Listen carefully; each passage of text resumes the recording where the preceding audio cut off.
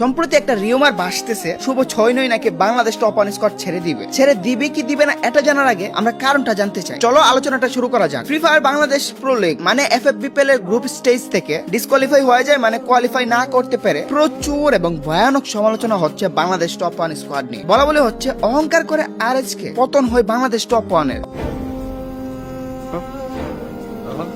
অহংকার পতনের মূল এই কথাটা কি ভুল প্রমাণিত হলো? বাংলাদেশ টপ ওয়ান স্কোয়াড বা টিম বা দল, এই দলটা ব্যর্থ। তারা বারবার হচ্ছে ব্যর্থ, বারবার একটুর জন্য ব্যর্থ হওয়া। এখন এফএফবিপিএল এ কোয়ালিফাই না করতে পারা, এই জায়গায় দাঁড়িয়ে কিছু প্রশ্ন আসে, তারা কি আসলেই শেষ?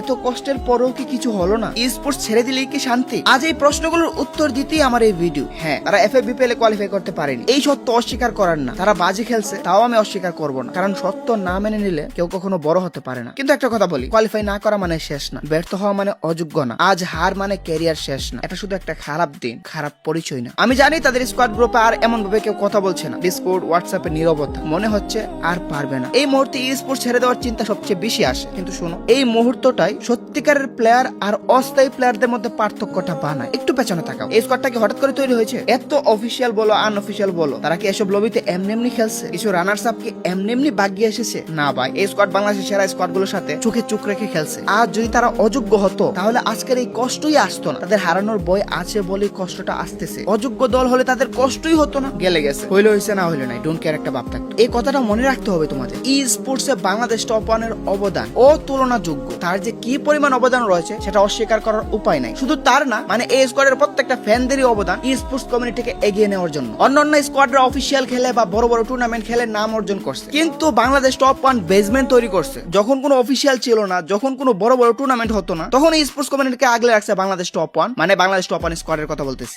সেটাই। অতীত বলে গেলে চলবে না। যারা গালি দিয়ে খেলা ছেড়ে দিতে বলে তারা কোনো ফ্যান না, কিন্তু যারা আজও বলে আমরা আছি, ফিরে আসো, আবার চেষ্টা করো, এই স্কোয়াডটা তাদের জন্য দায়বদ্ধ। কারণ সাপোর্টটা উইনার হওয়ার আগেই পাচ্ছে। বাংলাদেশ টপ ওয়ান টিমের অফিসিয়াল এফএফবিপিএল এর টুর্নামেন্টের পারফরম্যান্স যতই খারাপ হোক না কেন, কিছু ফ্যান টপ ওয়ানের খারাপ সময় পাশে ছিল, আছে এবং থাকবে। রিয়াল সাপোর্টাররা খারাপ সময় থেকে যায় এবং তাদেরকে খারাপ সময় দেখা যায়।